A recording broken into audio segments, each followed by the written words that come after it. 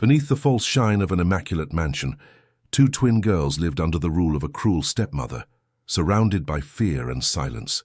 Everything seemed under control, until the day their father arrived unexpectedly and saw his daughters trembling before fierce dogs. In that moment, he understood that no fortune is worth more than protecting those you love. Chapter 1. Under the veil of appearance. The Ashworth mansion stood imposing in the town of Greenwich, Connecticut, with its perfectly manicured gardens, Italian marble fountains, and windows that reflected the afternoon sun like golden mirrors. It was one of those properties featured in design magazines, inspiring admiration and envy in equal measure. But for Beatrice and Bianca, the 11-year-old twins and daughters of businessman Robert Ashworth, those white walls held secrets that no photographer's lens had ever captured. The day had barely begun when the door to the girls' room opened without warning. Helen Miller, their stepmother, entered with firm steps, her face impeccably made up even at that early hour. "Get up," she ordered, flipping on the lights unceremoniously. "The dogs need to be fed before the gardener arrives." Beatrice, the more talkative of the two, glanced at the clock. 5:15 a.m. Outside, the sky was still dark, and the June chill seeped through the cracks in the window. Bianca, quieter and more observant, was already sitting up in bed, her brown hair framing a face still puffy with sleep. Neither of them protested. They had learned in the 3 years since Helen had entered their lives that questioning only made things worse. "Are your school uniforms ironed?" Helen asked, inspecting the room with a critical eye. "Yes, ma'am," Bianca replied, pointing to the clothes folded perfectly on a chair. Helen nodded, without praise, as if perfection were the bare minimum expected. 15 minutes in the back. No delays. When the door closed, the girls exchanged a look. They didn't need words. The bond between them went beyond physical resemblance. They shared the same dread, the same routine of oppression disguised as discipline. They dressed quickly, sweatpants, long-sleeved shirts, and thick socks. They knew that even so the morning cold would be merciless. The hallway was silent as they descended the back staircase, the one guests never saw, used only by staff. And by them, when they had to perform tasks no one else in the house did. The kitchen, spacious and modern, was empty at that hour. On the marble countertop, 2 buckets of dog food were already waiting for them. Beatrice picked hers up with an almost inaudible sigh, while Bianca pulled worn gardening gloves onto her small hands. "Remember what happened last time?" Beatrice whispered, referring to the previous week, when she had spilled some of the food and spent the entire day locked in the coat closet, without lunch as punishment. Bianca nodded, her eyes downcast. "Let's just go. The sooner we start, the sooner we finish," Beatrice completed. The back of the property sloped gently down to an area isolated by high fences and iron gates. The Ashworth kennels were known for housing some of the best-trained and most valuable Rottweilers in Connecticut, award-winning guard dogs, bred to be imposing and intimidating. Robert was proud of his animals' lineage, never imagining that his own daughters trembled as they approached them. Helen was already waiting there, phone in hand, checking emails as if supervising children feeding ferocious dogs were just a break in her busy day. The noise of the animals, agitated and hungry, grew louder as the girls drew near. "Hurry up," Helen said, not looking up from her device. "Your father called. He said he'll be back from Seattle tomorrow night. I want you to make a welcome home sign after school." Beatrice felt a flicker of hope. Her father would be back after nearly 3 weeks traveling through the Pacific Northwest, inspecting the branches of his cosmetics company that used local natural products.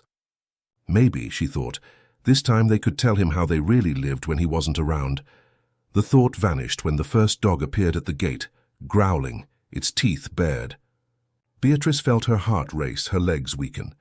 Bianca, sensing her sister's panic, stepped forward, positioning herself between Beatrice and the animal. "Let's go together," Bianca murmured, holding her sister's arm. 1, 2, 3. With synchronized movements as if they rehearsed daily, and indeed they did, they opened the first security gate.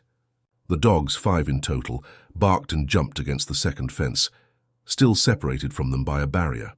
But they had to enter the intermediate corridor to pour the food into the bowls. "Why don't you have Joseph do this?" Beatrice had once asked, referring to the groundskeeper, a strong and experienced man who handled the property's maintenance. "Because Joseph doesn't need to learn responsibility," Helen had replied, with that cold smile that never reached her eyes. "You need to understand that life isn't all about comfort.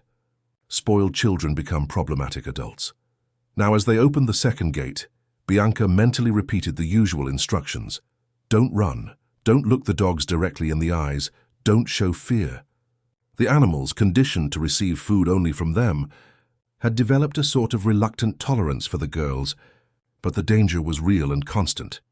A few yards away in the main house, Mrs. Davies, the housekeeper, who had worked for the family since before the twins were born, watched the scene from the kitchen window.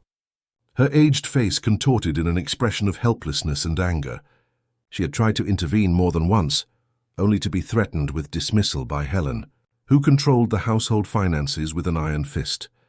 Mrs. Davies needed that job. She supported her daughter, Patricia, a public school teacher, and her teenage grandson. "Dear God," the housekeeper murmured, making the sign of the cross as she saw Beatrice nearly slip on the dew-damp ground. "This can't go on." Meanwhile, at the Northwood Public Academy in Yonkers, Lucy Taylor was organizing her materials for another day of classes. An art teacher for 15 years, she had developed a keen eye for details that other educators often missed. She could identify signs of neglect, of abuse, of deep sadness hidden behind rehearsed smiles. And there was something about the Ashworth twins that had been unsettling her for months. It wasn't just the evident fatigue in their eyes, the dark circles no 11-year-old should have. It was the way they startled at any loud noise, how they rarely smiled genuinely, how they always drew somber scenes with menacing figures in the background. The previous week, Bianca had submitted a particularly disturbing drawing. 2 tiny girls facing enormous, disproportionate dogs. Beside them, in shaky letters, the words "We are scared" nearly blended into the dark background. Lucy kept that drawing with the others she had been collecting. The principal, Mr. Marcus Stone, had already made it clear that accusations against the Ashworth family would mean trouble for the school, which received generous donations from Robert's company. "Those girls have everything," he had said. "You're seeing problems where there are none." But Lucy knew what she saw. She had grown up in a home where appearances were also deceiving, where her mother's public smile hid the bruises under her long sleeves. She had promised herself she would never turn a blind eye to similar situations. That morning, as the twins finally managed to feed the dogs and returned trembling to the main house, Lucy made a decision. She would go to the Ashworths' home, under the pretext of a special project for talented students. She needed to see for herself the environment in which those girls lived. Back at the mansion, Beatrice and Bianca showered quickly and put on their school uniforms. Helen inspected them before they left. Clean nails, perfectly combed hair, white socks without a single mark. A perfect appearance, as she always demanded. "You have piano lessons after school," she reminded them, adjusting the bow tie on Bianca's uniform. "And tomorrow I want you to wake up earlier. The kennels need to be cleaned before your father gets back." In the car on the way to school, driven by their chauffeur Anthony, the twins remained silent, as always. Only when they were truly alone, in their room at night, whispering under the covers, did they allow themselves to talk about how they felt, about the memories of when their mother, Claire, was still alive, about the loving father Robert had been before Helen's arrival. "He's coming back tomorrow," Beatrice murmured as the car stopped at a red light. Maybe this time, Bianca just squeezed her sister's hand. They had tried to talk to their father before. Helen was always nearby, always interrupting, always having a perfectly reasonable explanation for any strange behavior from the girls. "They have very vivid imaginations," she would say, with that melodious laugh that charmed everyone. "I think they take after their mother, God rest her soul." That day in art class, Lucy asked the students to draw the place where they felt safest. As she walked around the room, she noticed that, unlike the other children who created images of their homes, bedrooms, or backyards, the twins were drawing what looked like a rustic cabin by a lake. As she got closer, she read the words Beatrice had written in the corner of the page: "Grandma Rose's cottage in the Berkshires." Chapter 2. Eyes That See. "Is Grandma Rose still alive?" Lucy asked discreetly, crouching beside Beatrice's desk, pretending to analyze the drawing with purely artistic interest. The girl shook her head, not looking up from the paper. "She passed away when we were 8. but the cottage is still there. So I think it's the only place we were happy after Mom left, Bianca added in a low voice from the other side of the shared table. Dad doesn't go there anymore. He says it brings back too many memories. Lucy felt a pang in her chest. She had researched the Ashworth family. It wasn't difficult. Considering Robert was a well-known figure in New York's business circles, she knew that Claire Ashworth had died in a car accident 4 years ago, leaving behind twin daughters and a devastated husband who, less than a year later, had remarried Helen Miller, a public relations specialist who worked at his company. "Do you visit your grandmother often?" she asked, trying to probe for more information without seeming intrusive. "Helen said it's too far," Beatrice replied, shading the trees around the cabin in her drawing, "and that Grandma Rose doesn't like her, so it would be uncomfortable." She and Mom were very good friends, Bianca explained, always more reserved, but equally revealing in her few words. "Grandma says promises should be kept." Before Lucy could ask more, the bell rang, signaling the end of class. The twins put away their materials with the meticulous organization that characterized them, an organization that Lucy now knew was not natural, but imposed. "We'll continue our drawings tomorrow," she said, collecting the papers. "I'm thinking of a special project for you two, something related to memory and spaces of affection." For the first time that day, she saw a genuine spark in the girl's eyes. At the end of the school day, as she watched the twins get into the luxury car waiting for them, Lucy made her decision. She took her phone out of her bag and dialed a number she hadn't used in years. "Patricia? It's Lucy from college. I need a favor that only you can help me with." On the other end of the line, Patricia Davies, a math teacher, and Mrs. Davies' daughter, listened intently to her old university friend's request. "My mother has worked in that house for years," Patricia confirmed, her voice low as if she feared being overheard, even though she was alone in her empty classroom. "She's tried to tell me a few things, but she's always scared. That woman, Helen, threatened to put her out on the street if she said anything about how the girls are treated." "I need proof, Patricia," Lucy insisted. "Suspicions aren't enough when you're dealing with a powerful family like the Ashworths." There was a moment of silence, and then Patricia sighed deeply. "I'll talk to my mother tonight." "I can't promise anything, but I'm a teacher too, Lucy. I know we have responsibilities that go beyond teaching subjects." That same afternoon, after the piano lessons they so detested, not for the music, which they loved, but for the private tutor hired by Helen, who would rap their knuckles with a ruler for every wrong note, Beatrice and Bianca were taken home. Their driver, Anthony, a quiet man who had worked for the family for over a decade, gave them a sympathetic look in the rearview mirror. "Your father's back tomorrow," he commented as he drove through the congested late-afternoon streets. "You must be excited." Bianca just nodded while Beatrice forced a smile. They both liked Anthony, but they had learned to be wary of all the adults in the house. Helen had eyes and ears everywhere, and any complaint could reach her. The last time Beatrice had cried to the gardener, telling him about a night locked in the dark closet, Helen had found out the same day. The gardener was fired for incompetence, and Beatrice went without dinner for 2 days, with the justification that she was making up stories for attention. At home, as always, Helen had a list of chores waiting for them: polish the silverware for the special dinner the next day, review their homework, prepare a welcome home sign for their father, and, of course, feed the dogs again at dusk. But didn't the dogs already eat this morning? Beatrice ventured, a knot forming in her stomach at the thought of facing the animals again. Helen, who was typing on her laptop in the living room, slowly looked up. Her face, always beautiful and composed, hardened almost imperceptibly. "They eat twice a day, Beatrice, as you know very well." Her voice was calm but laden with a coldness that made the girls cringe. "Or would you prefer to go without dinner again to remember how the rules of this house work?" Beatrice looked down.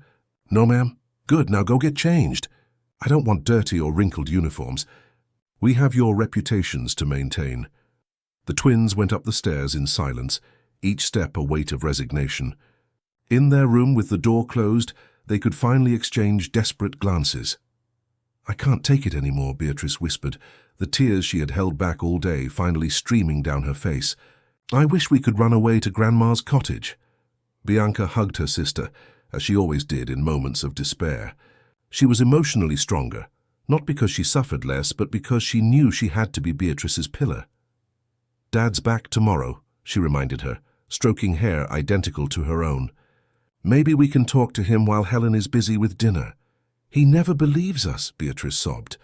"She always gets there first and says we're lying, that we're ungrateful, that we're rejecting her because of Mom."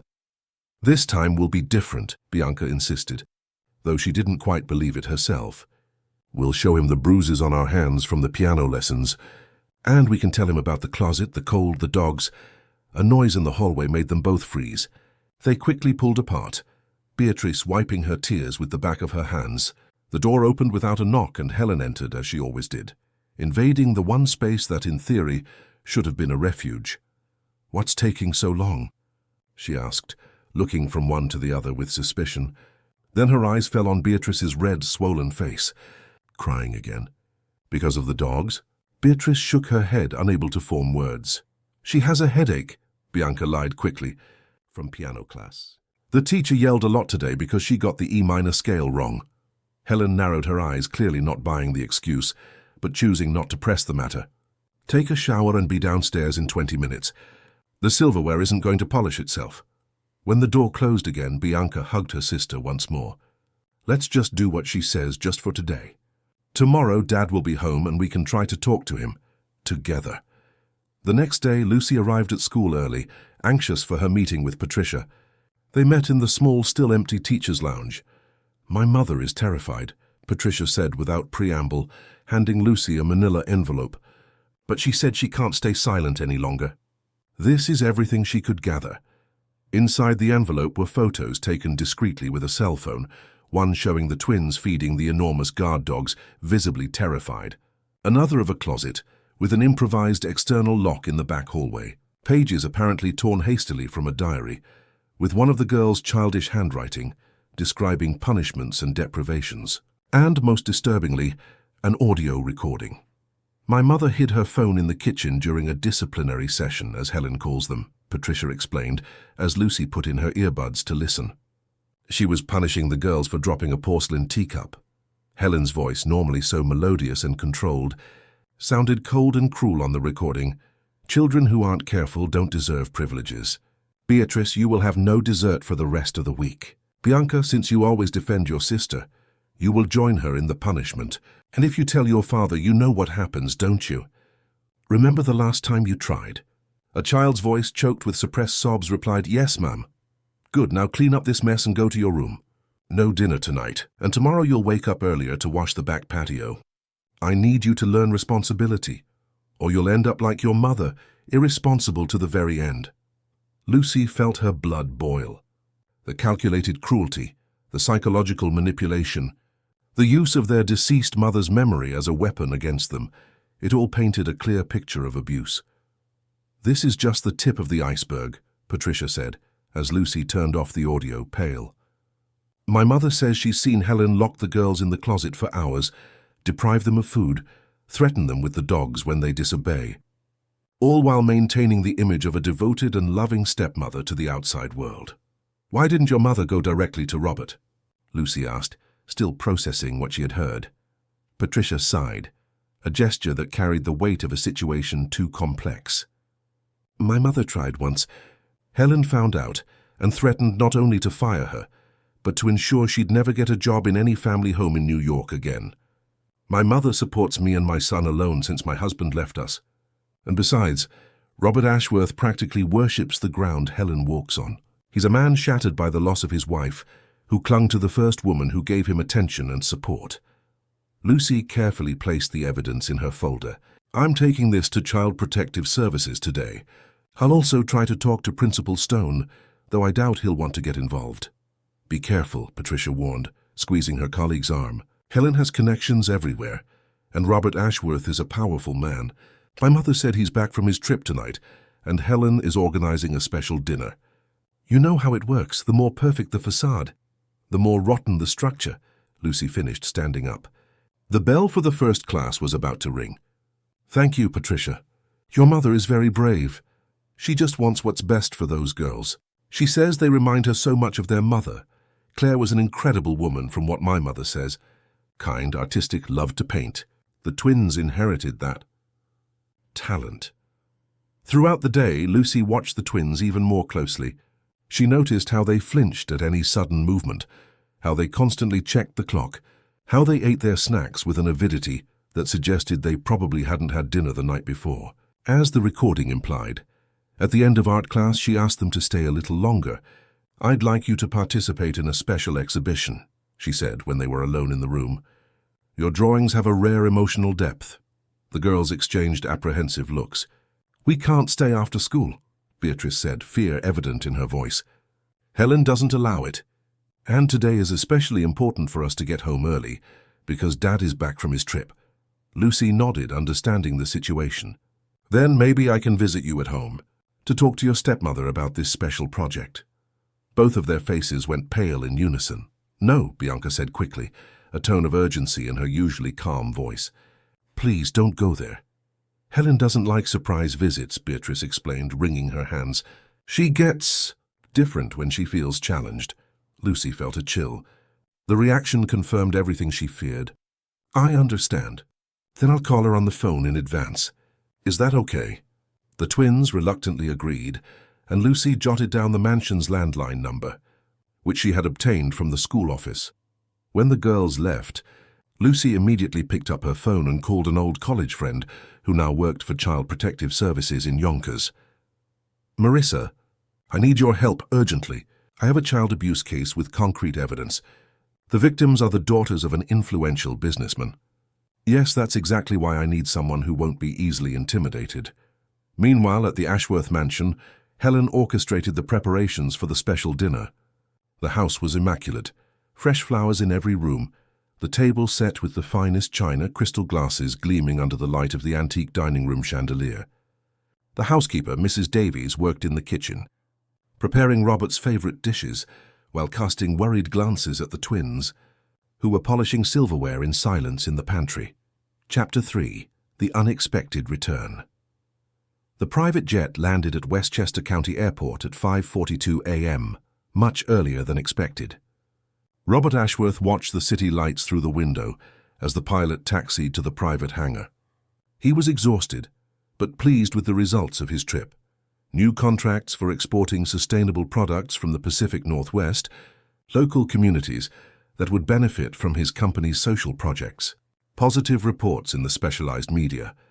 But most of all, he missed home, his daughters especially. "We're going straight home, Vincent," he instructed his assistant as they walked through the VIP terminal. "I want to surprise the girls before school." The assistant hesitated. "Sir, wouldn't you prefer to stop by a hotel first? Take a shower, change clothes? Mrs. Ashworth has the special dinner planned for tonight, as we discussed on the phone." Robert smiled, a determined glint in his eye. "I've changed my mind. I've been away from my daughters for 3 weeks. I don't want to wait another hour." In the car, as they cut through the still deserted streets of the early morning, Robert thought about how life had changed in recent years. The loss of Claire, the void she had left, the pain he saw in his daughter's eyes. Helen had been a balm, coming into his life at the exact moment he needed support. Efficient, practical, organized, she had taken control of the house and the girls' routine with admirable competence, leaving him free to immerse himself in work, his refuge from the pain. Lately, however, something had been bothering him. On the rare occasions he was home, he noticed a strange silence between his daughters. They, who had always been chatty and cheerful, now seemed restrained, almost artificial in their politeness. Helen assured him it was just natural maturation, perhaps the onset of pre-adolescence, coupled with the trauma of their mother's early death. "They're becoming responsible young ladies," she would say with evident pride. Claire would be happy to see how strong and disciplined they're growing up. And who was he to question it? Helen dedicated her life to his family, while he spent weeks traveling. The guilt of his absence often prevented him from questioning his wife's methods. But today would be different. He had decided during the overnight flight across the country that he needed to reconnect with his daughters. 3 weeks was too long to be away from them. Maybe a weekend at his late mother-in-law's cottage in the Berkshires would be a good idea. The girls loved that place, with the lake and the fruit trees that Claire had cherished so much. When the car parked in front of the Greenwich mansion, the first rays of sun were barely illuminating the impeccable garden. Robert dismissed the driver and entered quietly using his key. He wanted it to be a genuine surprise, to see his daughter's sleepy, surprised faces when he walked into their room with a gift from his travels. The house was silent, as he expected. He set his suitcase down in the entryway and went upstairs, avoiding the steps he knew creaked. In the hallway, he passed the bedroom he shared with Helen.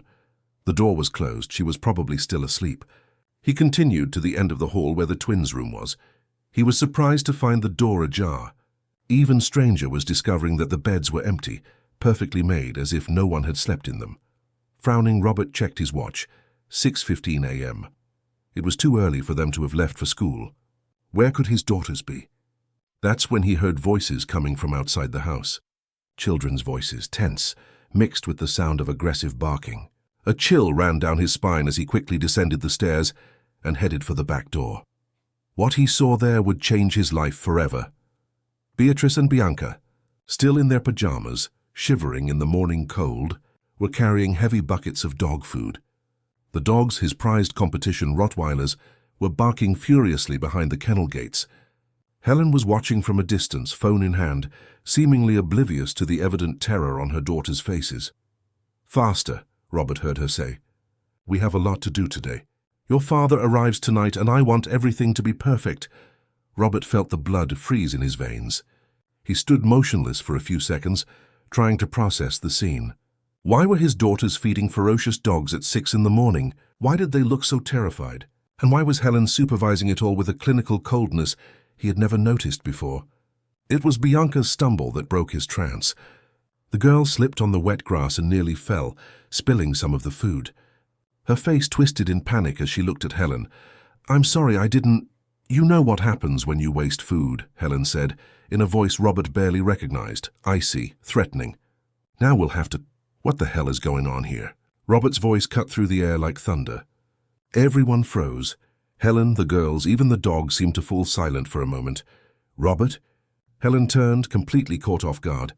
For a split second, her mask of perfection fell away, revealing astonishment, and something that looked a lot like guilt. But she recomposed herself with impressive speed. "Darling, what a wonderful surprise. Why didn't you tell me you were coming early? We would have prepared a special breakfast." Robert ignored his wife and walked directly to his daughters. Beatrice had tears in her eyes, while Bianca seemed to be in a state of shock. He knelt before them, taking the heavy buckets from their hands and placing them on the ground. "Why are you out here feeding the dogs at this hour?" he asked, his voice now soft but trembling with restrained emotion. The twins exchanged frightened glances and, what broke Robert's heart, looked at Helen as if asking for permission to speak. "It's part of their routine. Dear," Helen intervened, approaching with her most charming smile. "We're developing their sense of responsibility. The animals need to be fed early. You know how Rottweilers are when they're hungry, and the girls love to help, don't you?" Neither of them answered.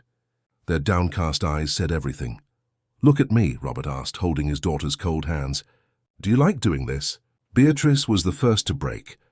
Tears streamed down her face as she shook her head. "We're scared of the dogs, Daddy," she whispered, so low only he could hear. "They're so big and mean." "The children are exaggerating," Helen said quickly, her voice now tinged with irritation. "It's just a simple chore they've been doing for years without any problems. Beatrice has always been the more sensitive one. She makes up stories." "For years," Robert repeated, incredulous. "You mean to tell me my 11-year-old daughters have been feeding adult Rottweilers for years, and I never knew?"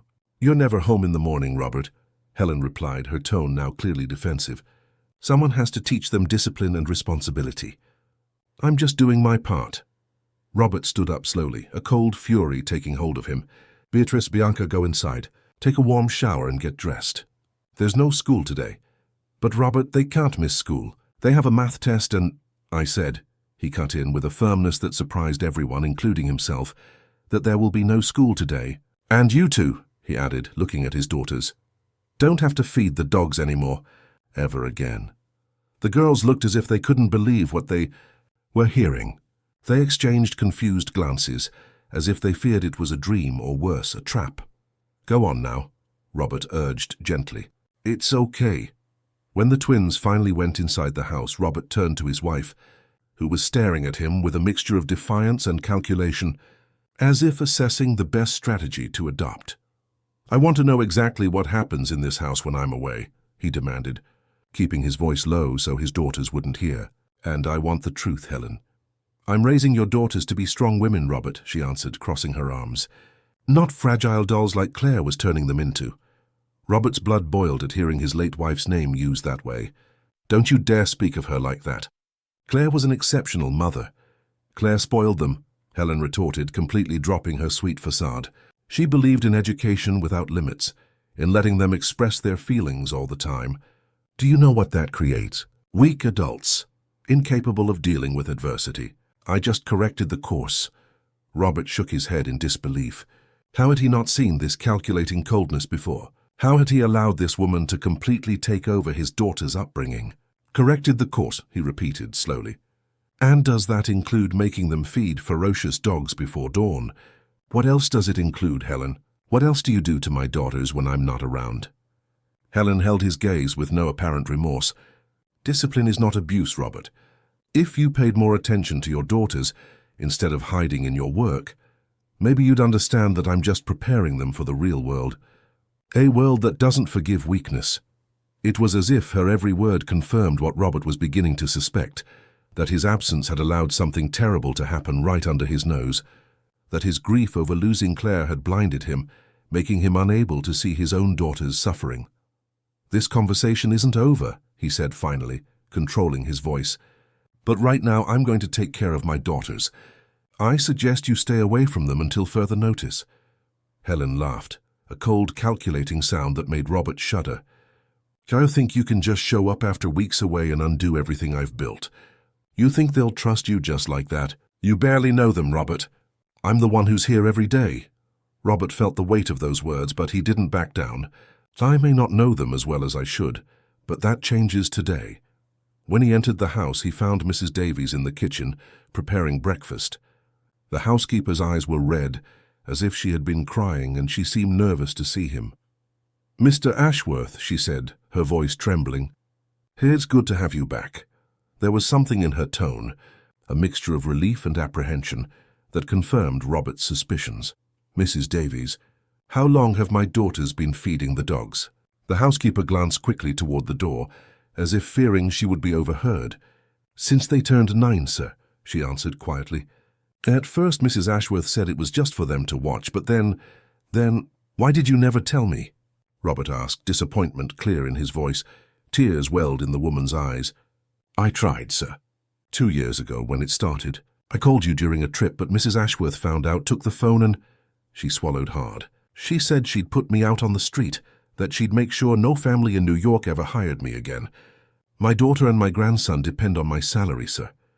Robert felt the weight of guilt crush his chest. He vaguely remembered that interrupted call, how Helen had explained that Mrs. Davies was emotionally unstable after a fight with her daughter. "What else happens, Mrs. Davies?" he asked, dreading the answer. "Please, I need to know everything." The housekeeper let out a long sigh, as if finally freeing herself from a burden too heavy to bear.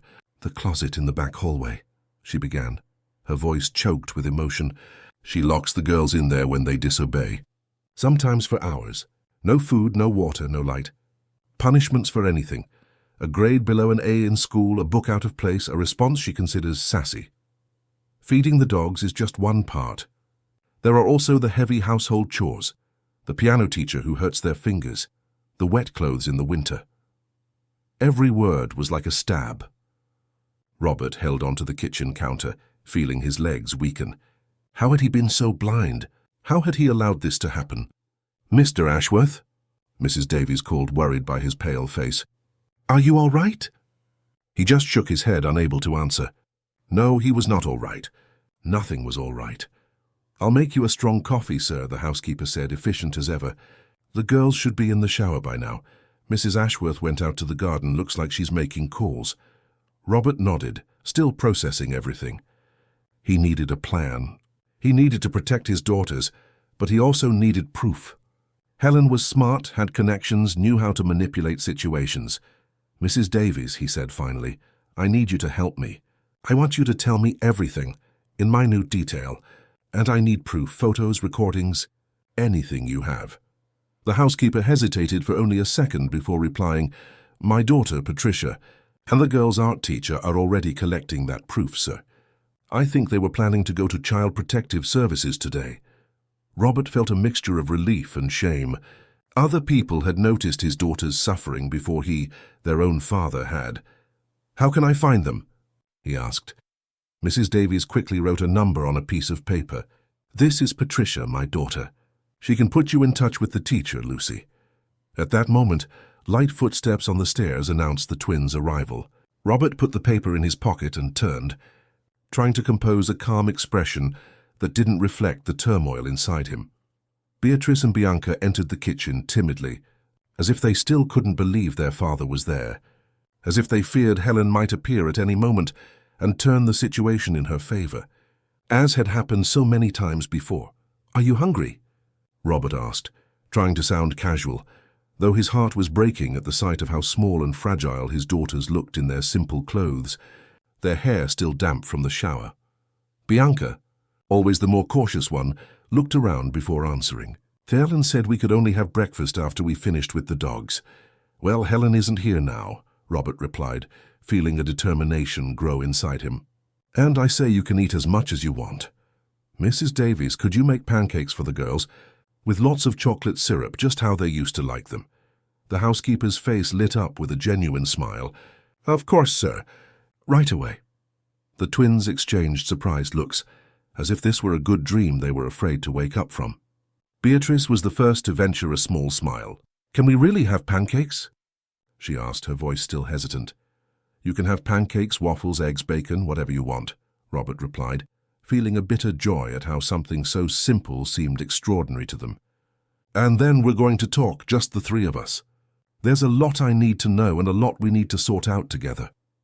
Outside the house, Helen finished a call, her face contorted in an expression of cold fury. It wouldn't be so easy for Robert Ashworth to take back control, not after she had spent years carefully shaping every aspect of that family. She had plans, and she wouldn't let them be ruined by a twist of fate, by an unexpected arrival. Meanwhile, at the Northwood Public Academy, Lucy arrived early to finalize her report for Child Protective Services. The evidence was organized, the suspicions substantiated. Today would be the day that Beatrice and Bianca would finally have a chance to escape the nightmare they were living. Chapter 4. Truths Revealed. Sitting at the kitchen table with his daughters, Robert watched with a mixture of joy and pain as they devoured the pancakes Mrs. Davies had made. They ate with an eagerness that revealed more than physical hunger. There was a hunger for normalcy, for small joys long denied. "Slow down, girls," Mrs. Davies chuckled, placing another stack of pancakes in the center of the table. "There's plenty for both of you." Robert noticed how the twins still glanced occasionally at the door, as if expecting Helen to appear at any moment to end their little celebration. The mistrust in their eyes broke his heart. "You can relax," he said, trying to sound calm despite the storm inside him. "I promise things will be different from now on." Bianca, the more perceptive of the two, frowned slightly. "Are you going to travel again soon, Daddy?" The question, asked in a resigned tone as if from someone who already knew the answer, hit Robert like a punch to the gut.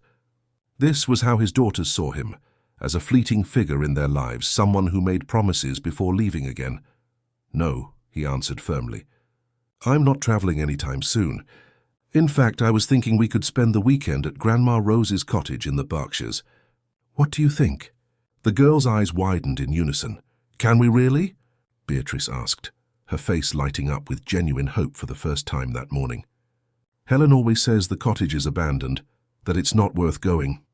"The cottage is very well taken care of," Robert corrected, noting another of Helen's lies. "I pay Mr. Jennings to keep everything in order precisely for when we want to visit." "But what about Helen?" Bianca asked cautiously. "Is she coming with us?" Robert took a deep breath. He didn't want to frighten his daughters with the gravity of the situation, but he didn't want to deceive them either. "Helen won't be coming with us this time. In fact, we need to talk about some important things, but first I want you to feel safe and comfortable." The twins exchanged silent looks, communicating in that private language only they understood. Finally, Bianca set down her fork and looked directly into her father's eyes.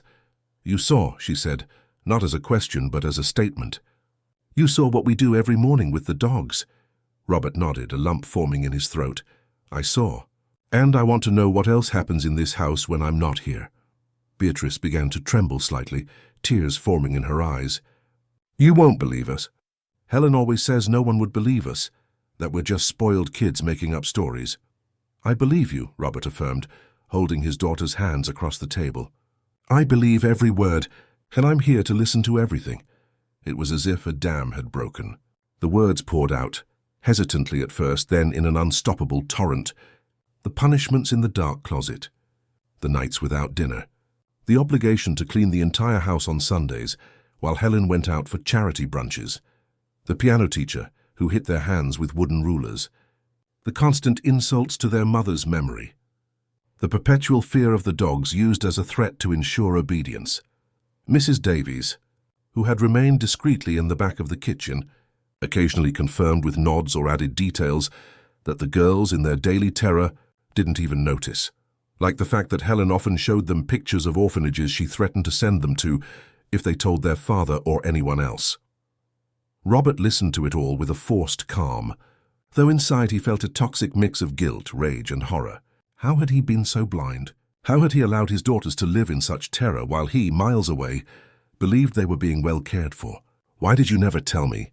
he finally asked, when the flood of revelations had dwindled to an exhausted whisper. "We tried," Bianca answered, her eyes downcast.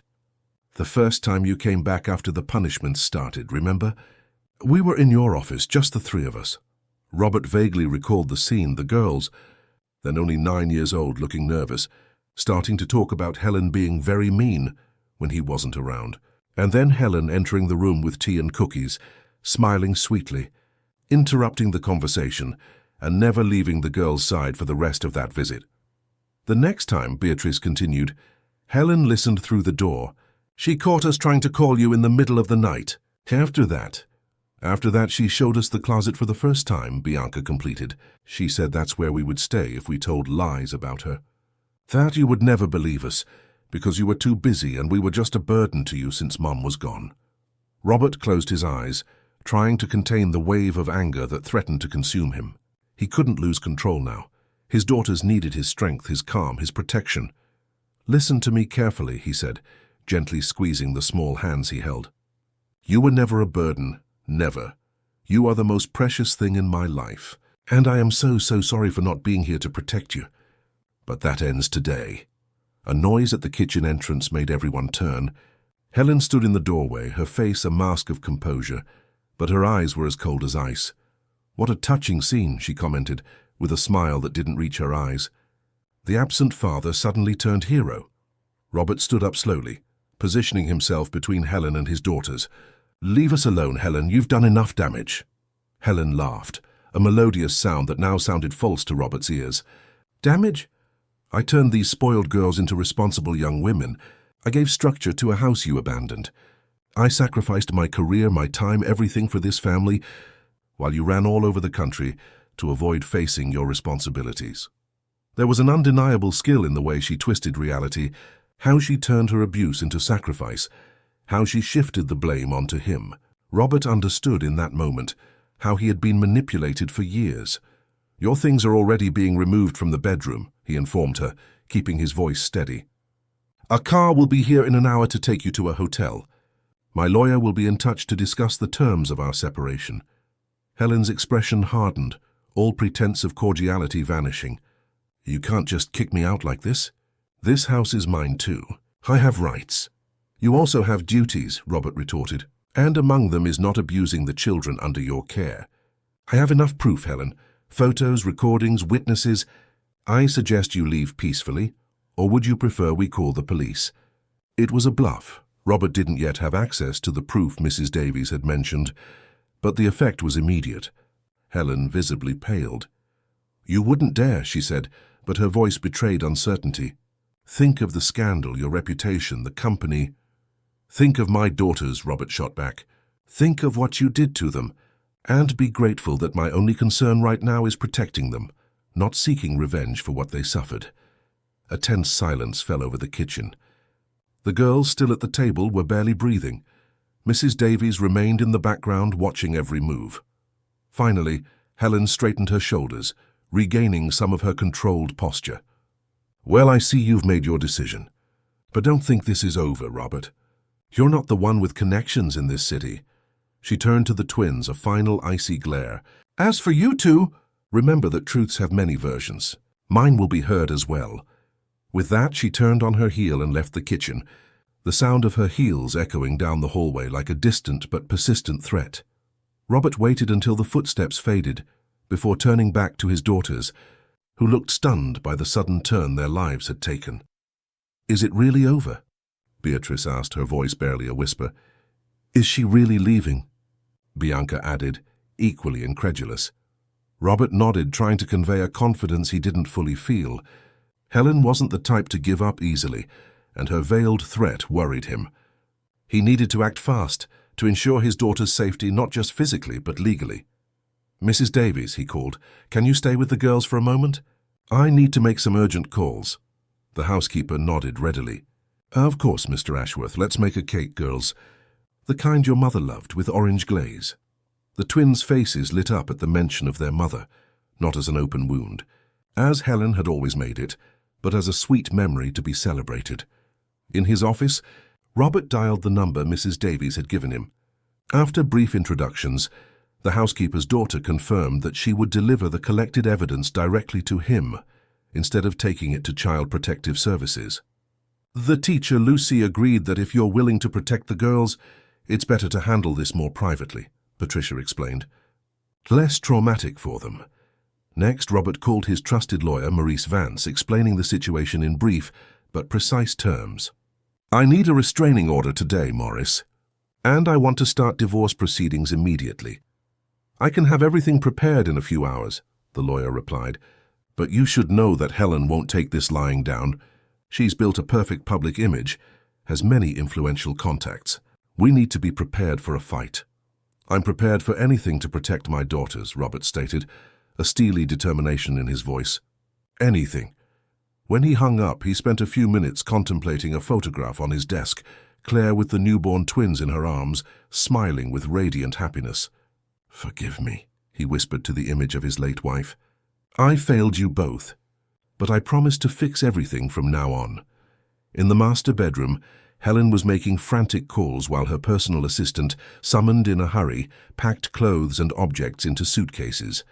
Her face, normally so composed, was twisted in a mask of barely contained fury. "I don't care how you do it."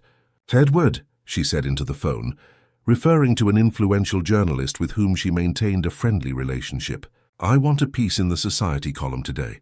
Something about friends concerned for Robert Ashworth's mental health since the loss of his wife. Imply that he's been exhibiting erratic behavior, making impulsive decisions." "Yes, exactly." Another call, this time to her own lawyer. "I want precautionary measures, restricted access to joint accounts, asset protection, and prepare a file on his paternal negligence, all the trips, missed appointments, school absences. We're going to need it." Helen did not plan to exit the stage quietly. If Robert wanted a war, he would get one. A battle of reputations, influences, and narratives that she was determined to win. She had built too much by marrying a wealthy and influential widower. She wouldn't lose it all now because of a pair of crying children and a father late in his remorse. Back in the kitchen, Robert found a scene he hadn't witnessed in years. His daughters smiling as they helped Mrs. Davies make a cake. Flour dusted on their faces, a lightness that seemed to have been absent for too long. "Can I join you?" he asked, trying to hide the worry his calls had intensified. "Of course, Daddy," Beatrice replied enthusiastically. "We're making the orange cake that Mom loved. Remember how she said the secret was to zest the peel really well?" The lump in Robert's throat tightened. "I remember," he managed to say. "She always saved the best oranges from the orchard at the cottage, especially for this cake." "Can we really go to the cottage?" Bianca asked, still cautious in her hope. "It's not just a promise?" "We're going today," Robert confirmed. "As soon as we're done here, pack a small bag. We'll stay there until Monday at least." "What about school?" asked Bianca, always concerned with responsibilities. Robert smiled gently. "A few absences won't hurt you. In fact, I think we all deserve some time to reconnect, to breathe a little." The sound of the doorbell interrupted the family moment. Mrs. Davies went to answer, and soon returned accompanied by a young woman with curly brown hair tied in a casual bun. "Mr. Ashworth, this is my daughter, Patricia." Patricia was carrying a thick folder and looked nervous but determined. "Mr. Ashworth, I brought the evidence we collected. The teacher, Lucy, couldn't come. She's teaching, but she asked me to deliver everything personally." Robert invited her into his office after assuring his daughters he would be right back to finish the cake with them. Once there, Patricia spread the evidence across the desk. Photographs of the girls feeding the dogs, secretly taken by Mrs. Davies. Pages from a diary. One of the twins hid under her mattress, detailing the punishments. Audio recordings capturing Helen's threatening tone. Drawings made at school, depicting monstrous dogs, dark closets, a menacing female figure with hair identical to Helen's. "Lucy noticed the signs months ago," Patricia explained. "She started documenting behaviors, collecting drawings, talking discreetly with the girls. When she found out my mother worked at your house, she reached out to me. Together, we managed to gather more concrete evidence." Robert examined each document with a mixture of gratitude and growing horror. The evidence was irrefutable. The systematic psychological abuse, the use of fear as a tool of control, the meticulous destruction of the twins' self-confidence. "Why didn't you take this directly to the authorities?" he asked. Patricia hesitated. "Initially, that was the plan, but the school principal, Mr. Marcus Stone, made it clear he wouldn't support accusations against your family. The school received substantial donations from your company, and he feared retaliation. Lucy decided to act independently but with caution. And Helen has connections at Child Protective Services," she added. "She chairs a charity committee that donates supplies to them every year. We were afraid the reports would be quashed before they were even properly investigated." Robert felt the weight of the influence his money and position conferred, a weight that, ironically, had made it harder to protect his own daughters. "I understand. And I deeply appreciate you persisting, despite the obstacles." "My mother loves those girls," Patricia said simply. She practically saw them born. She suffered just as much as they did with what was happening. After Patricia left, Robert carefully stored all the evidence in his safe. His lawyer would be arriving soon to begin the necessary legal proceedings, but for now, his priority was a much simpler and more fundamental goal: to make his daughters smile again. In the kitchen, he found the cake already baked, exuding an aroma of orange that transported them all back to happier times. The twins, with anxious expressions, awaited his return. "Is everything okay, Daddy?" asked Beatrice, always the most vocal about her worries. Robert nodded, forcing a smile that became genuine when he saw the expectation in his daughter's eyes. "Everything is being sorted out, and that cake looks delicious." The sound of a door slamming upstairs made the girls jump. Helen was leaving, likely still furious, likely still planning her revenge. But for now, she was no longer an immediate threat. "Let's eat our cake," Robert suggested, determined not to let Helen's shadow continue to hang over this precious moment of reconnection. "And after that, how about we start packing for the cottage?" The girls' eyes shone with a cautious hope. Like small flames that shielded from the wind, were beginning to grow again. Outside the mansion, Helen got into the car that would take her to a luxury hotel in downtown New York. Her face, now free of the mask of perfection she maintained for her family, displayed a cold determination. She had carefully built her position, climbing from public relations to the wife of an influential businessman, savoring the power and status that came with it. She would not give it up easily. "To the hotel?" the driver asked.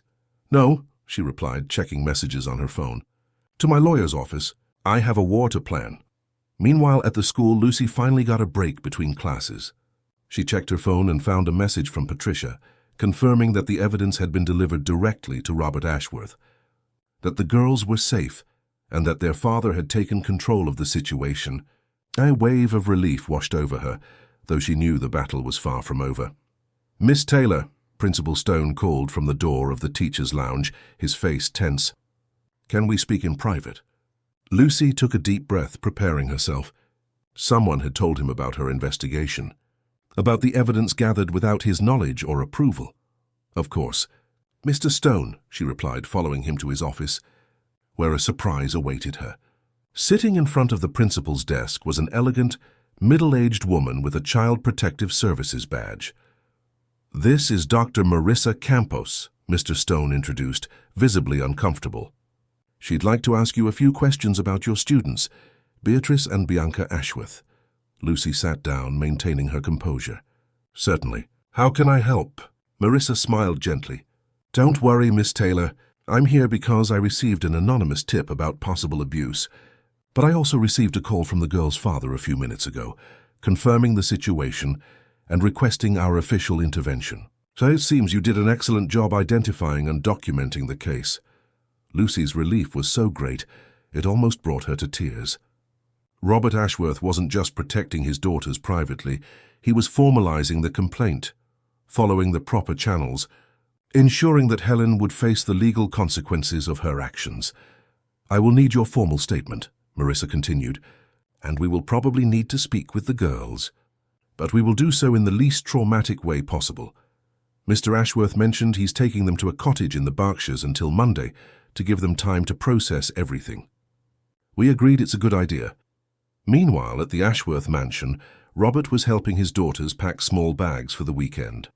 The girls seemed lighter, more cheerful with every minute that passed without Helen's oppressive presence. "Can we bring our sketchbooks?" asked Beatrice, already holding hers, worn from frequent use. "And Mom's books," Bianca added, referring to the small collection of children's books Claire used to read to them at bedtime, which Helen had relegated to a high, out-of-reach shelf. "You can bring whatever you want," Robert replied, reaching for the books for his daughter. "This weekend is for us to start rebuilding what we've lost." As they packed, Robert watched his daughters with new eyes, noticing details that had gone unnoticed during his brief visits. How Beatrice bit her lip when she was anxious, just like Claire used to. How Bianca organized everything methodically, a skill developed under constant pressure. How both moved with an excessive caution for children their age, always alert, always vigilant. It would take time, patience, and probably therapy to undo the damage caused by years of psychological abuse. But looking at the small smile beginning to blossom on Beatrice's face as she packed her favorite teddy bear in her bag, Robert felt a growing certainty. His daughters were survivors, not just victims. And with love, security, and time, they would flourish again. Chapter 5. Refuge in the Berkshires. The cottage in the Berkshires seemed to exist in a parallel reality, untouched by time and sorrow. When Robert's car passed through the rustic wooden gate, partially covered in flowering jasmine, an almost palpable sense of relief enveloped them all. The property wasn't luxurious like the mansion in Greenwich, but it exuded warmth from every corner. The main house with its pale yellow walls, the faded blue wooden windows, the wide porch with colorful hammocks swaying gently in the afternoon breeze. Bianca was the first to break the contemplative silence inside the car. "Are there still jaboticaba trees?" she asked, her eyes shining with a long, dormant, childish expectation. Robert smiled, parking near the porch. "There are. And, if I'm not mistaken, they're loaded with fruit this time of year." The car had barely stopped when Beatrice opened the door and jumped out, breathing in the country air deeply. "It smells the same," she exclaimed, surprised and delighted. "It smells exactly like I remembered." Mr. Jennings, the caretaker who had looked after the property for decades, approached with a wide smile, wrinkling his sun-weathered face even more. Beside him, his wife Teresa wiped her hands on her floral apron, clearly emotional at seeing the girls. "Look who's back," Teresa exclaimed, opening her arms. "My girls, how you've grown." To Robert's surprise, who had expected the typical hesitation his daughters showed with adults after years under Helen's regime, both ran into Teresa's embrace. Here was an adult figure who represented only good memories, only genuine affection.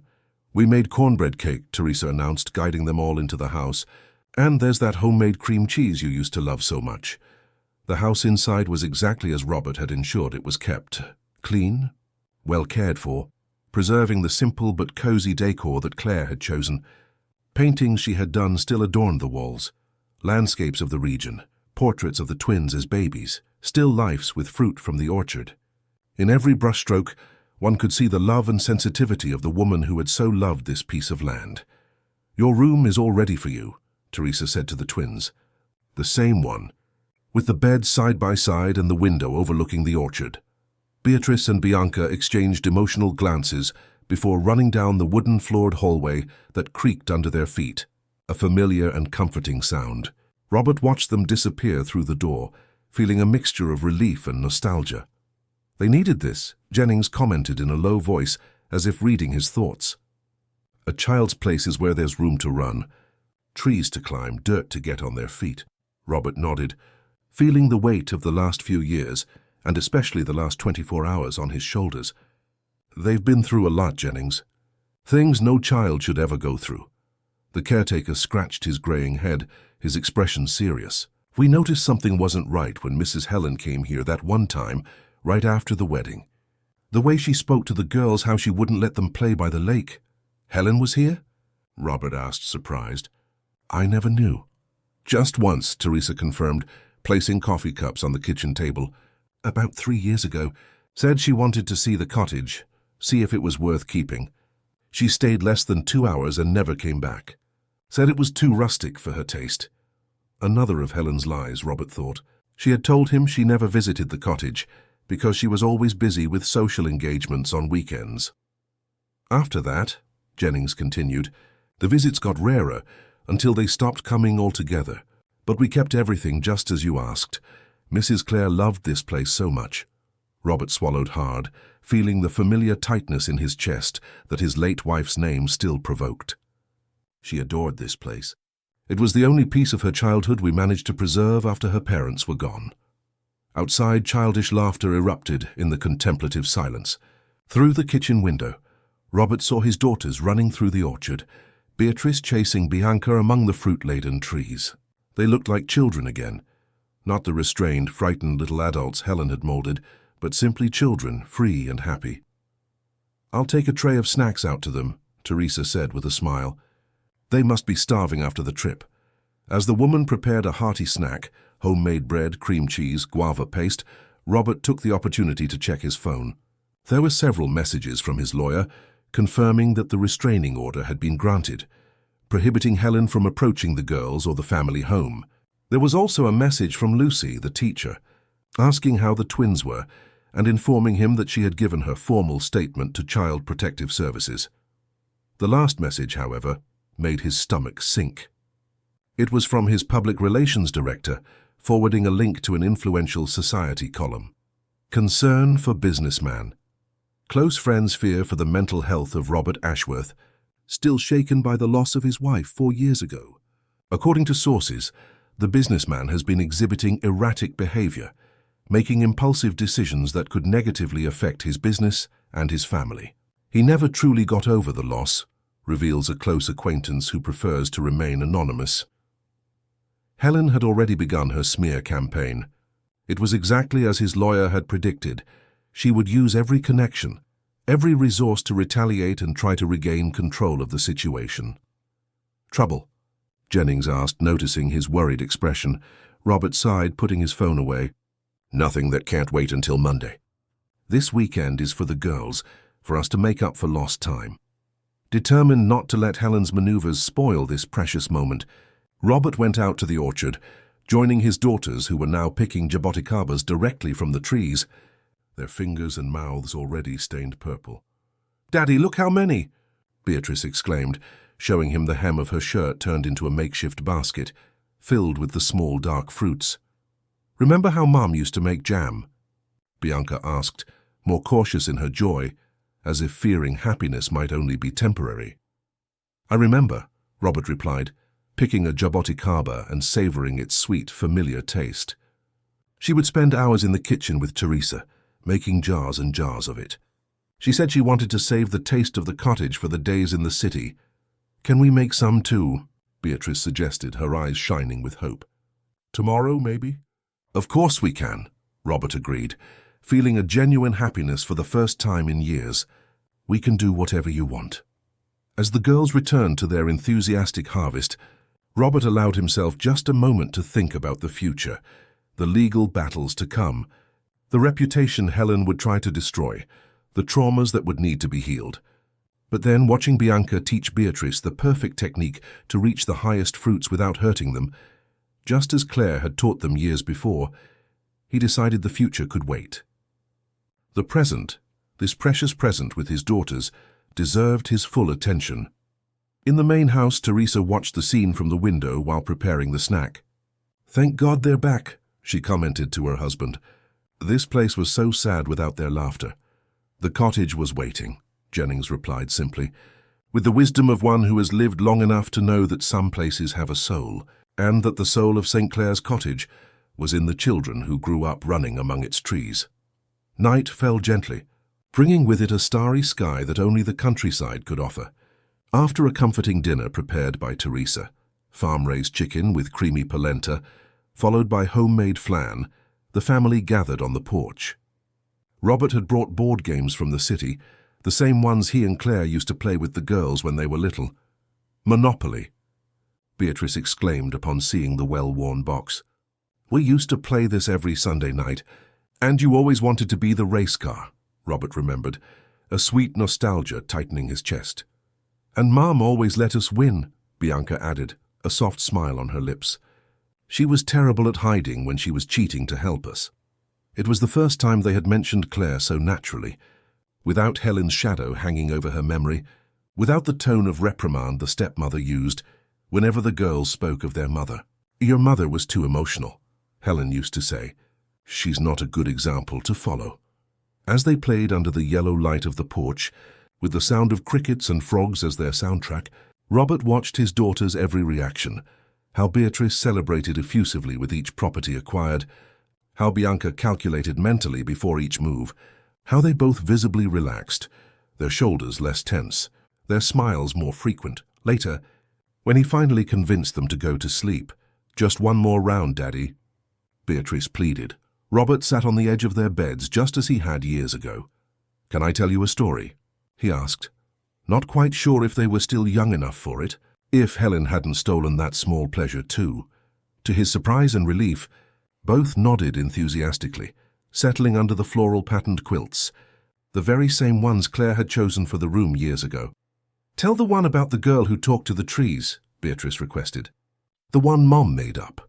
The request caught Robert off guard. He didn't remember that specific story, probably one of the many that Claire, with her fertile imagination, had created for her daughters. "I don't know that one very well," he admitted. "Maybe we can make up a new one together." Bianca sat up in bed, suddenly animated. "We can continue the story." The girl's name was Clara, like the cottage. She discovered that each tree in the orchard had a different personality. The jaboticaba tree was the wisest, the mango tree was playful, and the avocado tree was a grumpy old man. "And one day," Beatrice added, joining in, Clara discovered she could only hear the trees when she was truly happy. If she was sad or scared, they fell silent. Robert felt a lump in his throat, realizing the unconscious metaphor in the story, how his girl's joy had been silenced by years of fear. But instead of letting melancholy take over, he chose to join the narrative. "So Clara decided she had to find happiness again," he continued. "And she knew that happiness wasn't something you could just find, like a lost key or a forgotten toy. It was something that had to be cultivated, just like the trees themselves." For nearly an hour, the three of them built the story of Clara together.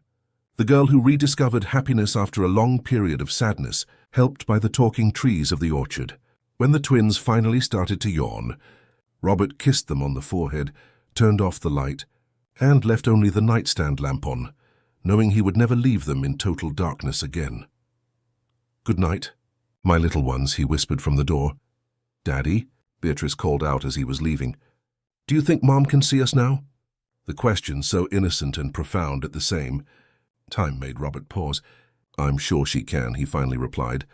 "And I bet she's smiling seeing you here again." "I think she put the story of Clara in our heads today," Bianca commented sleepily, "because it's just like the one she used to tell." Robert closed the door silently, finally allowing himself the tears he had held back all day. Tears not just of sadness for Claire's absence, but also of guilt for having failed his daughters for so long, and of relief for having finally found his way back to them. In the master bedroom, which had once belonged to Claire's parents, Robert opened his suitcase and took out the documents Patricia had given him.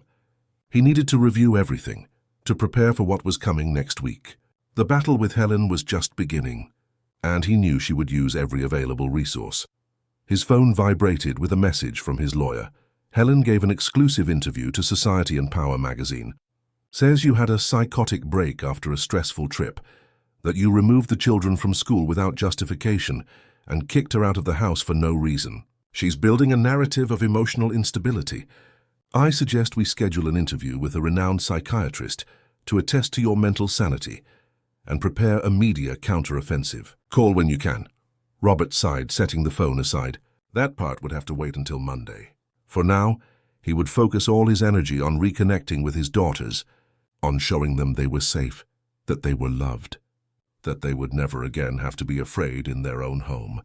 Outside the window, the Berkshire sky displayed a spectacle of stars that New York's light pollution would never allow. Robert remembered how Claire loved to sit on the porch on clear nights, pointing out constellations to the girls, making up stories about each one. Stars are shining memories, she would say. Each one holds a happy moment someone lived. That night, he was certain that new stars were forming in the sky, tiny points of light born from the laughter that was once again echoing at St. Clair's cottage. On Sunday, as promised, they made jaboticaba jam. The kitchen turned into a joyful laboratory of experimentation, with the girls helping to wash the fruit, Teresa teaching them to measure the ingredients correctly, and Robert trying not to get in the way too much with his culinary inexperience. "Not like that, Daddy," Beatrice laughed as he tried to seed the jaboticabas. "You're squishing everything." "Your mother didn't have the patience for this part either," Teresa commented with a nostalgic smile. "She always said she'd rather paint the fruit than process it." "Mom painted that picture of jaboticabas in the living room," Bianca remembered, always attentive to details. "I remember her sitting under the biggest tree, with her easel, saying she needed to capture the exact morning light on the fruit." Robert observed how the girls spoke of their mother, with a mix of longing and joy, without the oppressive weight Helen had placed on those memories.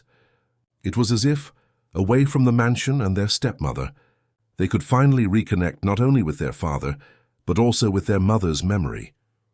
In the afternoon, after filling several jars with the still warm jam, they went down to the lake. It was a special place for the family, a small natural mirror of water framed by willows and wildflowers.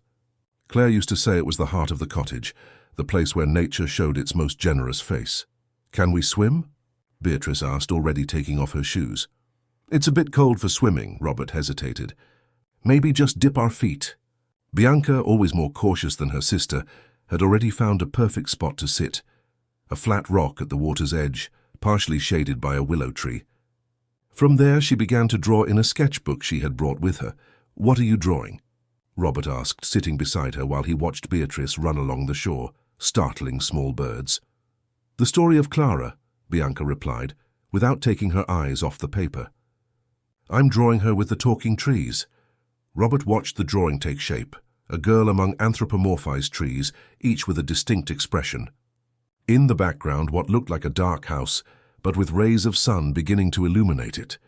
"It's beautiful, Bai," he commented, using the affectionate nickname he hadn't spoken in years. "So you have your mother's talent for art." "Helen said art is useless," Bianca commented in a low voice, still focused on her drawing. "That it was a waste of time, and that only people with no goals in life spent their time drawing instead of studying useful things." Robert felt a pang of anger. How many other talents and interests of his daughters had been systematically devalued and discouraged over the years? "Your mother believed that art was one of the most important forms of expression," he replied, controlling his voice so as not to show the anger he felt toward Helen. "And I agree with her. I want you to explore all the talents and interests you have, whatever they may be." Beatrice, who had approached without them noticing, sat on Bianca's other side. "I wanted to go back to ballet," she confessed. "Helen said it was silly, that I'd never be good enough, and she cancelled the classes. If you want to, we'll find an excellent ballet school," Robert promised. "For both of you, if Bianca wants to as well." "I'd prefer painting classes," Bianca replied with a small smile. "Or maybe music. I like the piano even with that horrible teacher." We'll get new classes, new teachers, Robert assured them. We can rebuild everything the right way, the way that makes you happy. As the sun began to set on the horizon, painting the lake in shades of gold and orange, Robert felt a mix of determination and peace. The challenges that lay ahead next week were still immense. Helen's legal maneuvers, the battle for full custody, the need to protect his daughters from the inevitable legal and media traumas that would follow.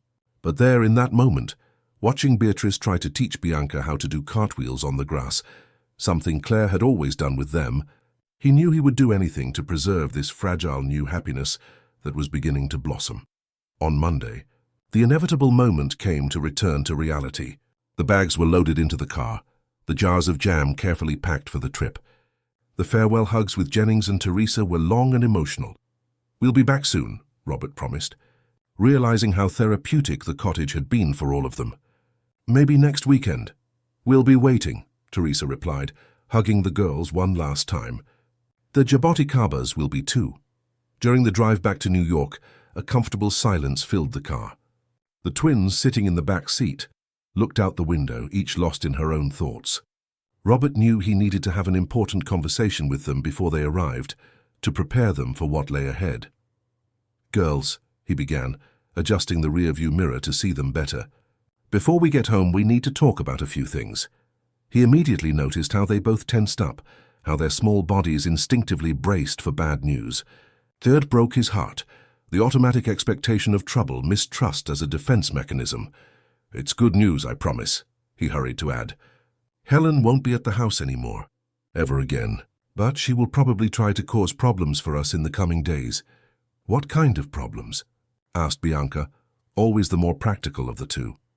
"She's saying things that aren't true about me," Robert explained, choosing to be honest without overwhelming them with details.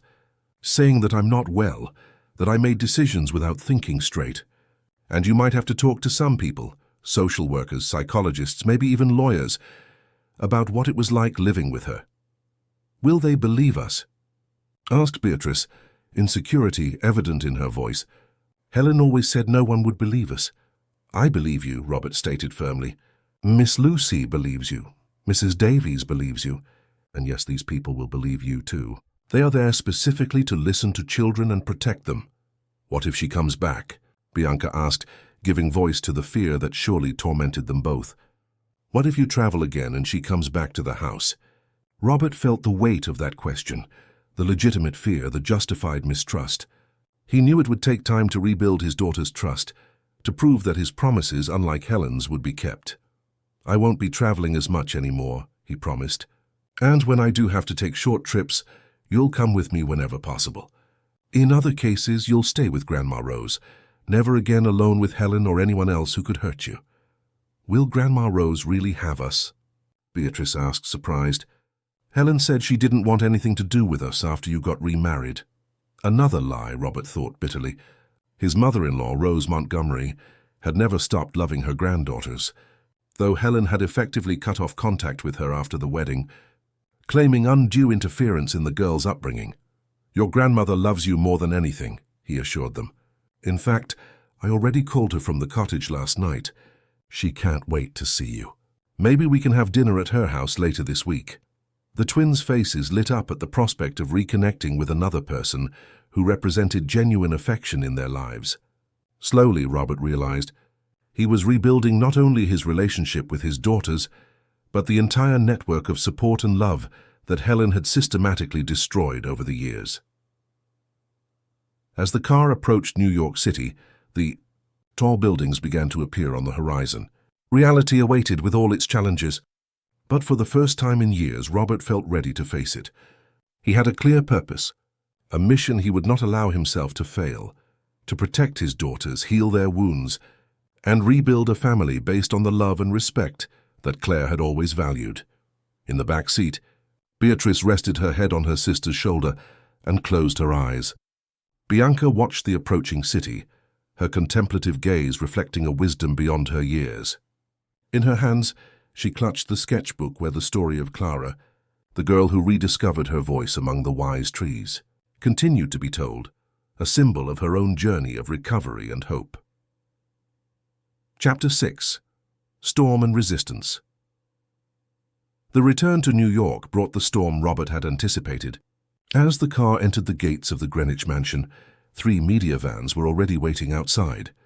Flashes went off, capturing the family's return, while reporters shouted questions about the marital crisis and Helen Ashworth's departure from the family residence. "Don't look at them," Robert instructed his daughters, who shrank back in the rear seat. "Anthony, pull straight into the garage, please." The driver nodded, accelerating discreetly toward the covered entrance.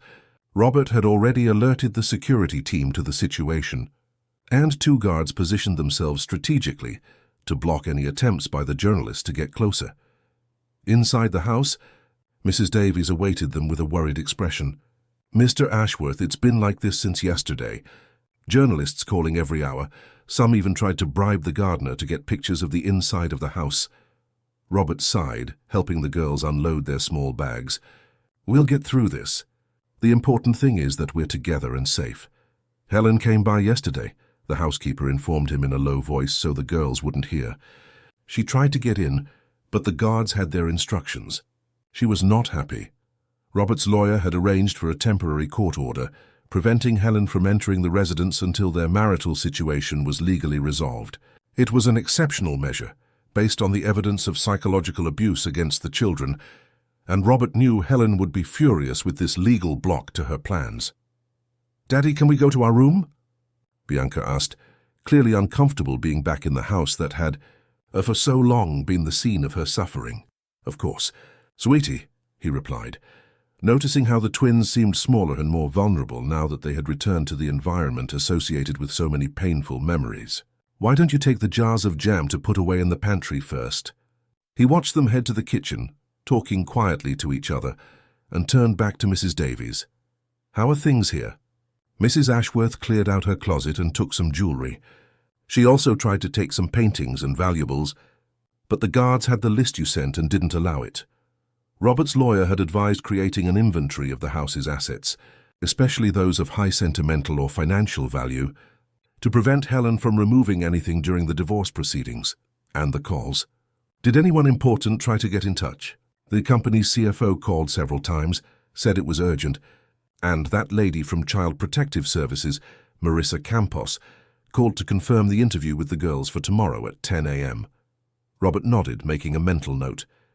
The weight of the challenges he would have to face in the coming days was enormous, on several fronts simultaneously, protecting his daughters, thwarting Helen's maneuvers, and ensuring the stability of the company, which would certainly be affected by its founder and president's personal crisis. "This also arrived," Mrs. Davies added, handing him a formal envelope. "The process server brought it this morning." Robert opened the envelope, finding exactly what he expected: a court summons.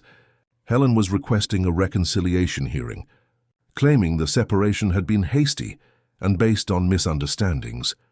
It was an obvious strategy, to appear as the conciliatory wife while he would be portrayed as irrational and impulsive. "Is something wrong, Mr. Ashworth?" Mrs. Davies asked, noticing his tense expression. "Nothing we didn't expect," he replied, forcing a reassuring smile. "Helen is just following the script." In the kitchen, the twins were carefully putting away the jam jars when Robert's cell phone rang. It was Maurice, his lawyer. "Robert, we need to meet immediately," said the grave voice on the other end. "Helen gave another interview today, and things are getting more complicated." "I'm with the girls right now. We just got back from the cottage," he replied, looking at his daughters who were now drinking orange juice served by Mrs. Davies. "Can you come here? I'd rather not leave them alone, especially with journalists circling the house." "I'll be there in an hour," Maurice agreed. "And Robert!" "Brace yourself. She's playing very dirty." After hanging up, Robert realized he needed to normalize the situation as much as possible for his daughters. They had already faced too much trauma. They needed stability, a safe routine. "What do you think about redecorating your room?" he suggested, trying to sound cheerful. "We can move the furniture around, pick new colors for the walls, make a space that's truly yours." The twins' eyes lit up at the possibility. Helen had always rigidly controlled the house's decor, including the girls' rooms, which looked more like hotel suites than children's spaces. Impeccable, cold and impersonal. "Can we have a colored wall?"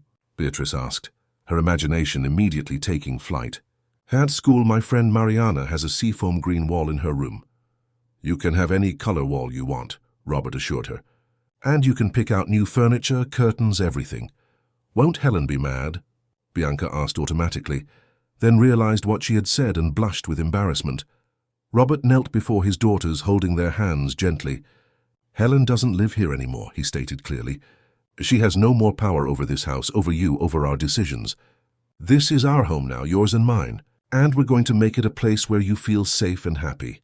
Bianca nodded, her eyes welling up. Can I have a bookshelf? Helen used to say books made the room look messy.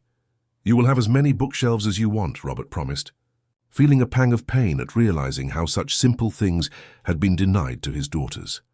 As they went up the stairs toward the girls' room, Robert felt his phone vibrate again. It was a message from Lucy, the teacher. Principal Stone called me into a meeting. I was informed the school received a call from Helen's lawyers claiming you removed the girls without formal authorization and that they must return to class tomorrow under her supervision. Obviously, I refuse to participate in this plan. The principal is wavering. Be careful. Robert felt his blood boil.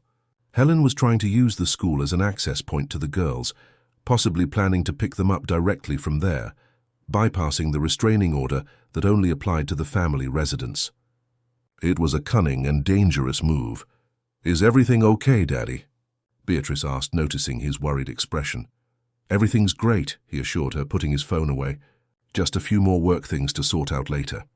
In the girls' room, Robert observed with new eyes the environment Helen had created. Everything was meticulously organized, without a single object out of place. The perfectly made beds with identical pastel-toned comforters, the school books lined up by size on the shared desk, the few toys stored in clear, carefully labeled organizer boxes. No posters on the walls, no vibrant colors, nothing that expressed personality or individuality. You can choose different beds, if you like, he suggested, noting how even this basic element of self-expression had been denied them. Bianca can have one style of decor, and Beatrice another, each to her own taste. Can we really? Beatrice asked, incredulous. Helen always said twins need to have everything the same to avoid creating rivalry. Robert shook his head, discovering yet another of Helen's manipulative tactics. You are two different people, with different tastes and personalities. You don't have to have anything the same unless you both want it. While the girls began to enthusiastically discuss the possibilities for transforming their room, the house intercom buzzed. Maurice had arrived earlier than expected. Keep planning, Robert told his daughters. I'll write down everything you want, and we'll start the changes tomorrow. In the office, Maurice waited with a grave expression. Beside him, to Robert's surprise, was Marissa Campos, the representative from Child Protective Services. Sorry for the unannounced visit, she said, standing to greet him. But the situation has evolved rapidly in the last few hours, and we needed to speak in person. Robert nodded, closing the office door. What happened? Maurice placed a magazine on the desk, the latest issue of Society and Power, one of the most influential publications in New York's social circles. On the cover was a photo of Helen, elegantly dressed in black, with an expression of restrained suffering and wounded dignity. The headline read, Exclusive, Helen Ashworth on her family drama and the fight for custody of her stepdaughters. She gave a 6-page interview, Maurice explained, opening the magazine to one of the inside articles. She painted herself as the victim of a husband unhinged by the loss of his first wife, who suddenly kicked her out of the house and separated her from the stepdaughters she, according to her, loves like her own biological children. Robert quickly skimmed the article, his stomach churning as he read the skillfully constructed distortions and lies. Helen described herself as a devoted stepmother who had sacrificed her promising career to care for the daughters of an emotionally absent widower. She spoke of the loving but firm discipline she applied in the girls' upbringing, contrasting it with the excessive permissiveness of the father who, she claimed, only showed up to play the hero on weekends. This is absurd, Robert muttered, his anger growing with each paragraph. She's turned all the abuse into discipline, all the manipulation into firm love. And the worst part, Marissa intervened, is that she's filed a formal request for shared custody, claiming you are emotionally unstable and that the girls need her presence for structure and continuity. Robert felt his blood run cold. Helen was going much further than he had imagined. She wasn't just defending herself against accusations of abuse, but counter-attacking to maintain access to the girls. She can't get that, can she? He asked, looking from Maurice to Marissa. Not after everything she's done with all the evidence we have. It's unlikely but not impossible, Maurice replied cautiously. Helen is extremely skilled at creating narratives. Plus she has powerful connections and is clearly willing to use the media to pressure the judicial system. That's why I came in person, Marissa added. We need to expedite the formal process of the complaint and the girl's psychological evaluation. The more official documentation we have about the abuse, the harder it will be for her to manipulate the situation. Robert nodded, understanding the urgency. The girls are here. We can start right now if necessary. It would be better tomorrow as planned, Marissa replied. We'll come with a child psychologist who specializes in abuse cases. So it's important that the girls are rested and prepared for the conversation. And what about the school? Robert asked, remembering Lucy's message. Helen is trying to use the school to get to them. We've already addressed that, Maurice assured him. We filed a request to extend the restraining order to include the school and other places the girls frequent. Until then, I recommend they stay home. For how long? Robert questioned, worried about the impact of more disruptions to his daughter's routine. Just a few days, Marissa answered. We can arrange for a temporary private tutor if needed. The priority right now is their emotional safety. The meeting continued for another hour, with the three of them developing strategies to protect the girls and counter Helen's accusations. When Maurice and Marissa finally left, Robert felt emotionally exhausted but more prepared for what lay ahead. As he went back up the stairs to his daughter's room, he found them sitting in the hallway, their faces pale and tense. Beatrice had tears in her eyes while Bianca hugged her protectively. What's wrong? He asked, kneeling before them.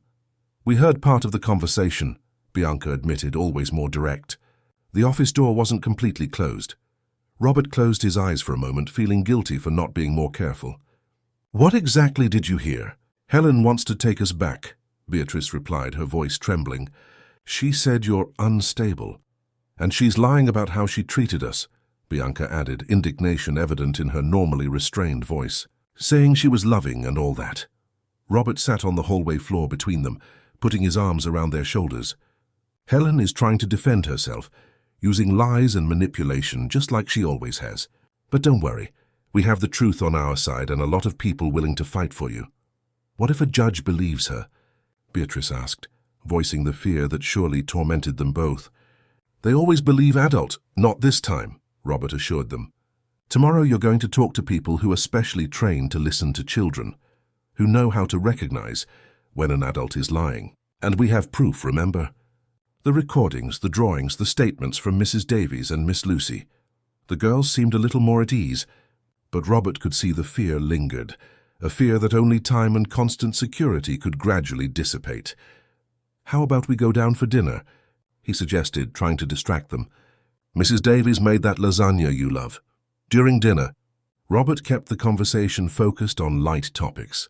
The plans for the new room, the possibility of getting a puppy, something Helen had always forbidden, claiming pets brought dirt and excessive responsibility, the upcoming visit to Grandma Rose. When the girls finally went to sleep, Robert stayed by their side until they drifted off, a practice he intended to maintain for as long as it took to restore their sense of security. Watching their faces relaxed in sleep, he once again felt that mix of love, guilt, and determination. He would never fail them again, never allow anyone to hurt them again. In his own room, he checked his phone one more time. There were several messages from colleagues at the company, friends, business contacts, some offering support, others clearly influenced by Helen's narrative, expressing concern about his recent behavior. The last message was from his mother-in-law, Rose Montgomery. Robert, I'm arriving in New York tomorrow morning. I couldn't stay in Miami knowing what's happening. I always suspected that woman right from the start. I will be by your side in this battle, for my daughter's memory and the well-being of my granddaughters. Count on me for everything. The message brought tears to Robert's eyes. Rose had always been a strong, loving presence in the family's life. After Claire's death, she had remained close, But Helen had gradually created obstacles to her meetings with the granddaughters, claiming the grandmother spoiled the girls too much and interfered with the established discipline.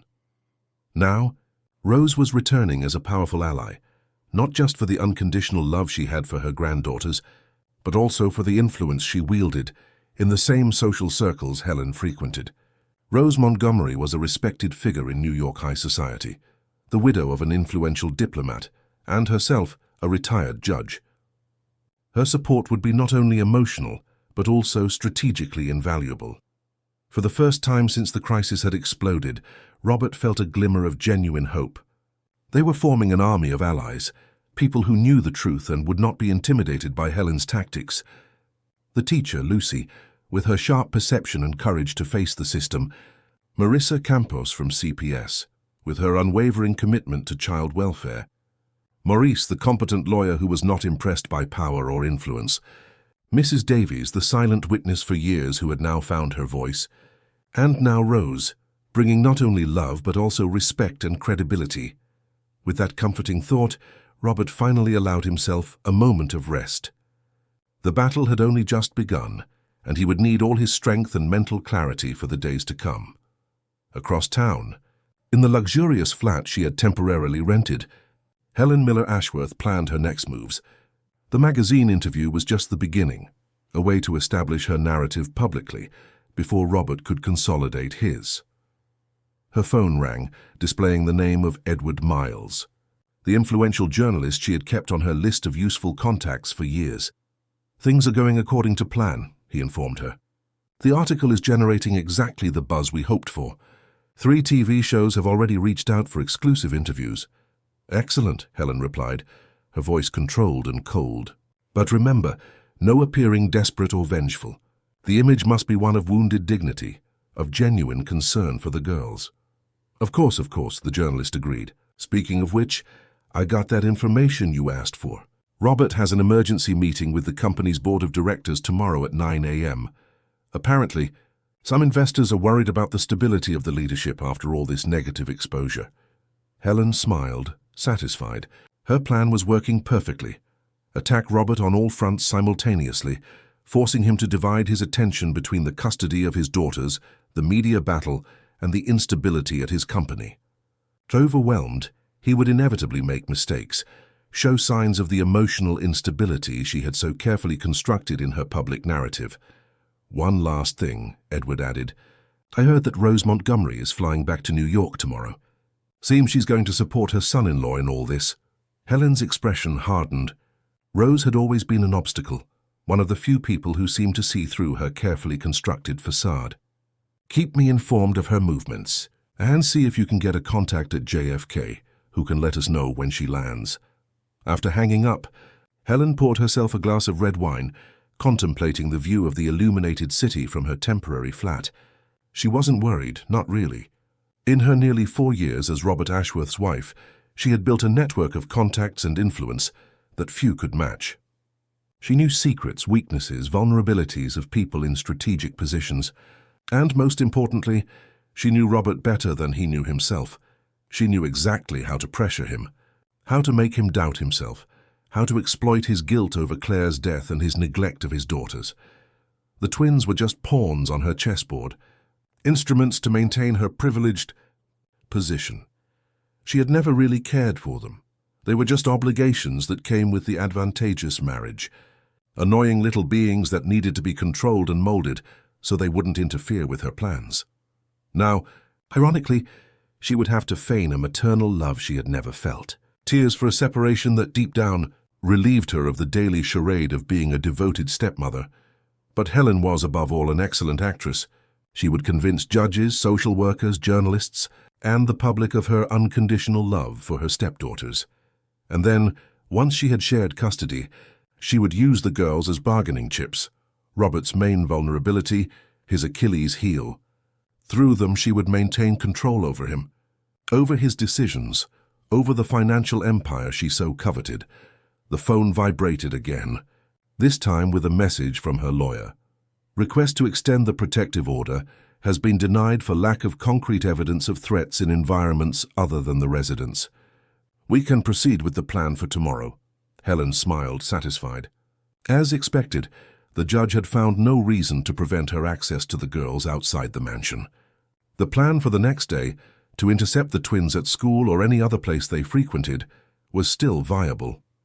Sipping her wine, Helen surveyed the city she considered her personal chessboard. Robert had no idea of the war he was about to face. People saw only her beauty and charm, her calculated smile and impeccable clothes. They didn't see the ruthless strategist behind the facade, the woman who, since she was a girl, had learned that power is the only value that truly matters in this world. And power, Helen knew, wasn't obtained just with money or social standing. It was obtained with information, manipulation, and above all the willingness to do whatever it takes to win, even if it meant destroying the lives of 2 innocent children in the process. Chapter 7. The Light After the Storm. Rose Montgomery's arrival at JFK Airport was discreet. At 68, she retained the elegance and poise that had characterized her during her career as a judge, but an attentive eye would notice the weariness on her face and the determination in her gaze. In the arrivals hall she found Lucy, who was waiting for her with a small sign. "Mrs. Montgomery? I'm Lucy Taylor, your granddaughter's art teacher. Robert asked me to pick you up." During the drive, Lucy explained the situation. Robert was stuck in an emergency meeting with the company's board of directors, called by investors concerned about the president's personal crisis. The twins were at home with Mrs. Davies and a psychologist from Child Protective Services, who had begun the formal evaluation. "Helen is mobilizing all her connections," Lucy explained. "The interview she gave is circulating in all social and business circles." On the back seat rested a folder with the girls' drawings that had initially alerted Lucy. Rose examined each one attentively, her eyes welling up. "Art doesn't lie," she murmured. "I always knew something was wrong. I tried to warn Robert so many times." When they arrived at the mansion, they were greeted by Mrs. Davies, whose worried expression immediately alarmed them. Dr. Lucia, the psychologist, just left. "The girls are very shaken, especially Beatrice. She had some sort of breakdown when she started talking about the closet where Helen used to lock them." Rose wasted no time and went upstairs, finding Bianca trying to comfort her sister. When the girls saw her, their faces lit up with genuine surprise and joy. The hugs that followed were the kind that heal invisible wounds. In the living room, Maurice, the lawyer, had arrived with urgent news. "Helen has secured an emergency hearing with the family court judge for this afternoon. She's claiming parental alienation on Robert's part." At that moment, the house intercom buzzed. Helen was at the door with a court officer, demanding to see the girls based on a court order for supervised contact. "The order only pertains to the residents," the officer explained when Maurice mentioned the restraining order. "We have an order here authorizing Mrs. Ashworth to have supervised contact with the girls." "Leave it to me," Rose said, descending the stairs with dignity. At the door, Rose confronted Helen with the authority of her experience as a former judge. She carefully examined the document and, while acknowledging its validity, argued that the girls had just undergone a traumatic psychological evaluation and that contact at that moment would compromise any valid assessment. Despite Helen's protests, the officer agreed to postpone the visit until the next day, impressed by Rose's legal arguments. Helen left furious but temporarily defeated. The next morning, a call from the psychologist, Dr. Lucia Ferreira, brought hope. Her preliminary report to the judge indicated compelling evidence of psychological abuse, and she had recommended the suspension of any contact with Helen. The judge hasn't officially ruled yet, but his office requested additional information, which is a good sign. "I suggest your lawyer file a formal request to suspend the visit scheduled for today." Robert immediately contacted Maurice, who filed the motion. At 9:17 a.m., the news they had all been waiting for arrived. "Robert, Judge Mendonça has just granted our request. The supervised visit is suspended, and Helen is temporarily prohibited from any contact with the girls. Furthermore, the judge has determined that you will have sole temporary custody throughout the proceedings." When the twins woke up and learned they wouldn't have to see Helen, their faces lit up with genuine hope. Robert promised they would stay at their grandmother's apartment for as long as needed until they found a new house. "Can we get a dog at the new house?" Beatrice asked timidly. "A small one. Not one of those big, scary ones. We can get any dog you want, Robert promised.